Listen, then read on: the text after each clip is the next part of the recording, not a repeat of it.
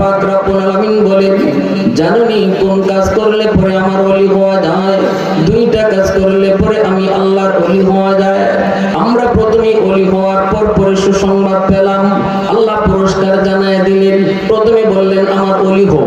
যেন আমি প্রশ্ন করলাম, মালিক ওলি হলে কি হবে? ওলি যদি ওই পুরস্কার কে একটু বলো। আল্লাহ কয়, পুরস্কার হলো দুনিয়ার জমিনে তোমার কোনো ভয় নাই, আখিরাতের জীবনে তোমার কোনো টেনশন নাই। সুবহানাল্লাহ। পুরস্কার পেয়ে গেলাম।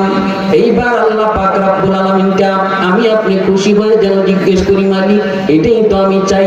দুনিয়াতে আমি নির্ভয় চাই, আখিরাতে আমি নো টেনশন চাই। কি করলে পরে ওলি হয়? আল্লাহ কয়, দুই কাম করলে পরে ওলি হয়। কয় কাম করলে পরে ওলি হয়? এবার একটু আওয়াজ দিয়ে বলেন, কয় কাম? আমি আপনিও দেখবেন সাধারণভাবে আমরা পুরস্কারটা আগে